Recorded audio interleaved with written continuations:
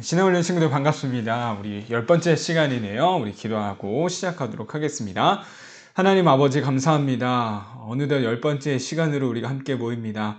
여전히 코로나 바이러스로 인하여서 우리가 함께 모이지 못하지만 영상으로나마 함께하는 이 시간 하나님께서 우리에게 은혜를 더하여 주시옵소서. 무엇보다 우리 신앙훈련팀 모든 친구들 건강하게 지켜주시기를 원합니다. 수많은 어려움과 두려움들이 우리를 가득 안고 있는데 그 가운데 하나님이 우리를 지키실 것이라는 믿음으로 기도함으로 주어진 오늘 하루하루 순간들을 잘 감당할 수 있도록 인도하여 주옵소서. 오늘 마치는 시간까지 함께하여 주시기를 원하며 예수님의 이름으로 기도합니다. 아멘. 네, 10번째 시간 분열왕국 시대입니다. 우리 저번 시간에 분열왕국 시대 첫 번째 함께 살펴봤는데요. 오늘 두 번째 살펴보도록 하겠습니다. 다윗으로 인하여서 하나가 되었던 이스라엘이 솔로몬 그리고 솔로몬 이후에 르호보암 시대 때 두 개로 나뉘게 되었습니다. 위에 있는 곳을 북이스라엘이라고 했고요. 밑에를 남유다라고 불렀어요. 자, 이 둘로 나누어져서 각각 북이스라엘과 남유다가 다른 지도자를 통하여서 이 통치를 다스림을 받게 되었는데요. 여선지자를 통해서 여선지자까지 합치면 40명씩 각각 20명씩 통치자가 이 열왕기상 열왕기하 이야기에 나옵니다. 자, 그런데 이 40명의 통치자 이야기 가운데 핵심은 바로 왕의 이야기가 아니라 바로 선지자의 이야기다라고 했었어요. 선지자는 어떤 사람이었나요? 우리 세 가지 함께 살펴봤는데요. 하나님의 말씀을 대신 전하는 사람이 바로 선지자다라고 했어요. 두 번째는 이 백성들이 지금 하나님과의 약속을 잘 지키고 있는지 감시하는 사람이었고요. 마지막 세 번째, 하나님과 약속했던 그 하나님의 백성들이 어떤 잘못을 하고 있는지 그 잘못을 지적해 주는 게 바로 선지자의 임무였습니다. 열왕기상 열왕기하에는 이러한 역할을 감당했던 대표적인 선지자 두 사람이 있었어요. 첫 번째는 엘리야, 두 번째는 엘리사였습니다. 엘리사는 엘리야의 제자예요. 저번 시간에는 우리 엘리야 이야기 살펴봤었어요. 엘리야가 어떤 일들을 대표적으로 했었는지 살펴보았습니다. 오늘은 엘리야 다음 선지자인 엘리사 선지자에 대해서 함께 살펴보도록 할게요. 전도사님이 갖고 있는 책의 한 부분을 찍은 건데요. 자, 여기 보이죠? 이스라엘 첫 번째 왕이 사울이었습니다. 두 번째는 다윗, 세 번째는 솔로몬인데요. 솔로몬 다음부터 이 두 갈래로 바뀌게 돼요. 이 두 갈래가 바로 여기는 남유다, 이쪽은 북이스라엘입니다. 이 가운데는요, 바로 선지자의 이야기예요. 선지자. 어느 왕 시대 때 어떤 선지자가 있었는지 각각 나와 있는데요. 가장 중요한 거 바로 엘리야와 엘리사 선지자고요. 오바다, 요나, 아모스, 호세야, 이사야, 에레미야, 에스겔, 다니엘 뭐 다 중요하지만요. 열왕기상, 열왕기하에 나오는 선지자는 바로 엘리야, 엘리사 선지자였습니다. 저번 시간 엘리야 살펴봤고요. 그다음 오늘은 엘리사 함께 살펴보도록 할게요. 엘리사는 먼저 엘리사가 언제 부름을 받게 됐는지, 선지자로서 부름을 받게 됐는지 함께 살펴보려고 합니다. 오늘은 말씀을 중심으로 함께 보도록 할게요. 엘리야가 있던 엘리야를 통하여서 엘리사를 부르게 되었는데요. 엘리사가 무슨 일을 하는 사람이었을까요? 자, 여기 보면 밭에서 소가 끄는 쟁기로 밭을 갈고 있었다라고 합니다. 한마디로 지금으로 치면 농부였던 것이죠. 자, 농부가 밭일을 하고 있었는데, 자, 엘리야가 엘리사를 찾아와서 입고 있던 겉옷을 그에게 입혀주게 되었습니다. 자, 그런데 자기 옷을 입혀주자 엘리사가 자기가 일하고 있던 소를 버려두고 엘리야한테 와서 말하는 거예요. 내 아버지와 어머니에게 작별 인사를 하고 오겠습니다. 그 다음에 당신의 제자로 당신을 따르겠습니다. 라는 거였어요. 자, 진짜 엘리사는 집으로 돌아가서 그 소를 통해서 고기로 요리를 만들어서 대접하게 되었고요. 엘리사는 그곳을 떠나 엘리야를 따라서 제자가 되었다라는 이야기입니다. 참 어떤 일인지 잘 모르겠지만요. 자세히는 나와 있지 않지만 엘리사는 이 부르심에, 하나님의 부르심에 즉각적으로 순종했던 사람이다라는 것을 우리 이것을 통해 볼 수 있어요. 뭐 이전에 살펴봤던 모세도 그렇고요. 다른 선지자나 왕 이런 사람들을 보면, 지도자를 보면 이처럼 하나님의 부르심에 즉각 순종했던 사람은 참 찾아보기 힘든 것 같아요. 그런데 엘리사는요, 하나님의 부르심에 곧바로 순종했다라고 볼 수 있겠죠. 자, 이렇게 엘리사는 자기가 하고 있던 일을 곧바로 다 내팽개치고 하나님의 부르심에 즉각적으로 순종했던 사람이다라는 겁니다. 자, 엘리야, 엘리사 이렇게 나와 있는데요. 이제는 그 엘리사가 자신의 스승이 하던 일을 이제 물려받게 되는 이야기가 나오게 됩니다. 열왕기하 2장에는 엘리야가 이제 하늘로 올라갈 때가 되었습니다라는 신호탄을 우리에게 쏘아 올리는데요. 무슨 이유에서인지 모르겠지만 자기가 있는 곳에서 다른 곳으로 이동할 때 엘리사, 너는 여기 있어, 너는 여기 머물러 있어라고 몇 번이나 계속 반복해서 말합니다. 엘리야가 엘리사에게. 자, 그때 엘리사는 또 똑같은 대답을 해요. 난 절대 떠나지 않을 겁니다. 자, 이게 계속 반복되는 것을 볼 수 있습니다. 자, 빨간색 글씨 되어 있죠?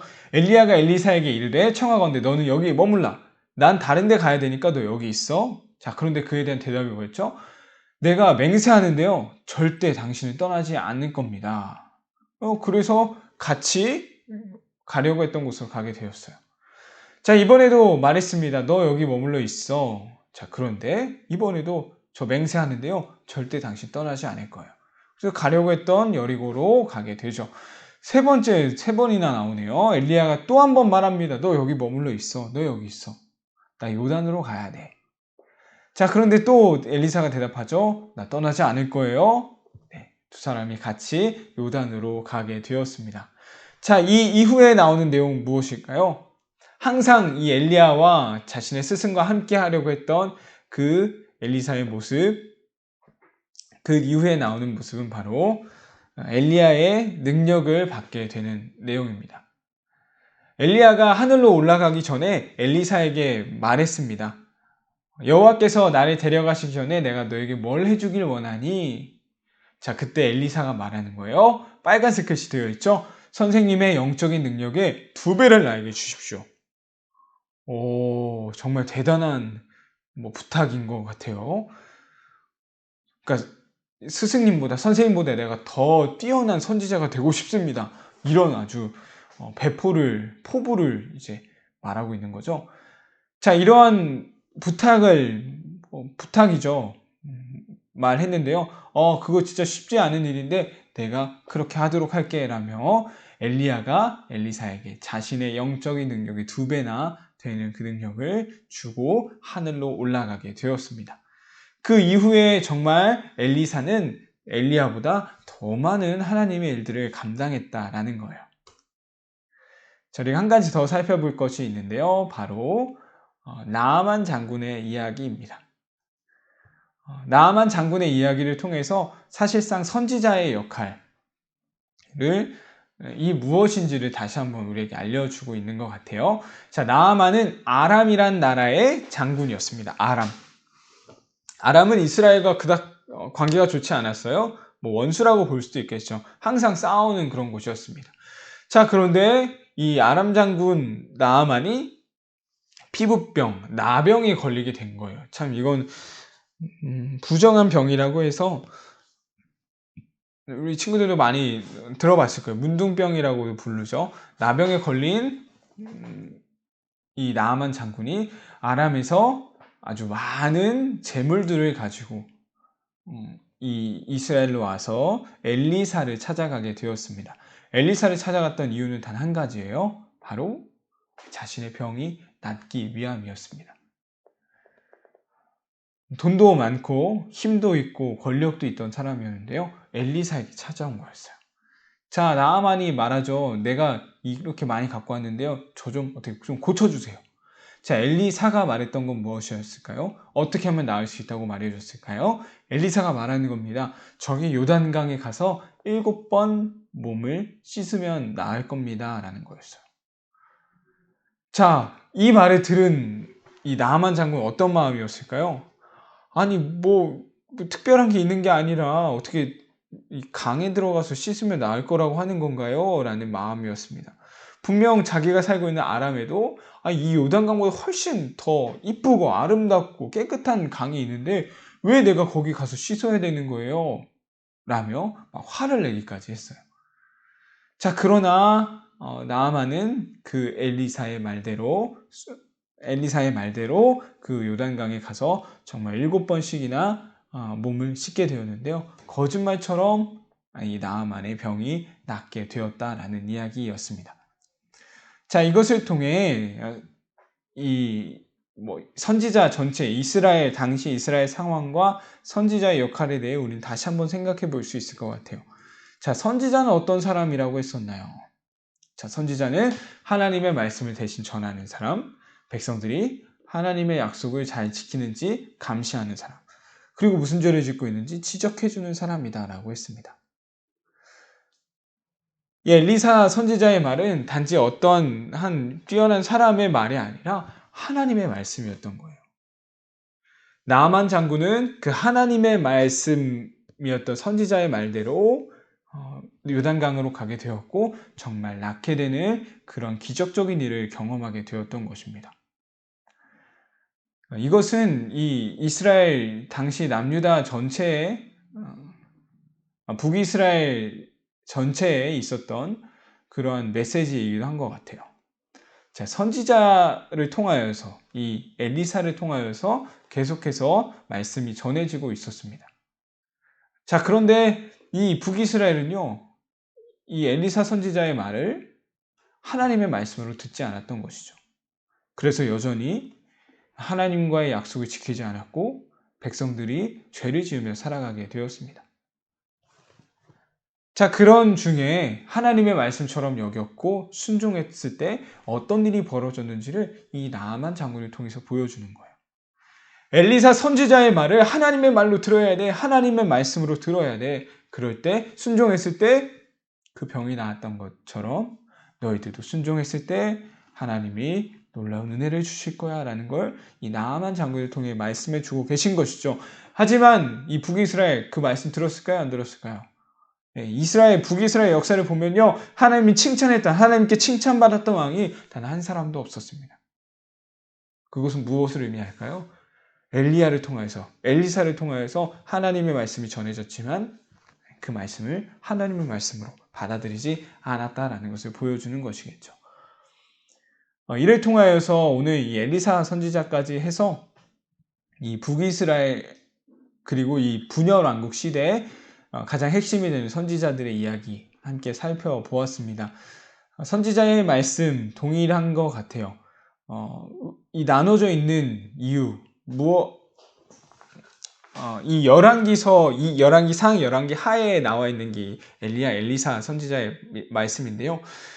이 열왕기서를 누가 지금 읽는다고 했었나요? 저번 시간에 배웠었는데요. 이미 북이스라엘도 망하고 남유다도 망했을 때 포로로 끌려가 있을 때 이 말씀을 듣게 되었던 거예요. 이 말씀을. 자, 말하고자 하는 게 뭘까요? 선지자의 이야기를 통하여서 이 열왕기의 이야기를 통하여서 무엇을 말하고 있을까요? 우리가 왜 이렇게 포로가 됐고 고통을 당하고 있느냐? 하나님의 말씀을 듣지 않았기 때문이야.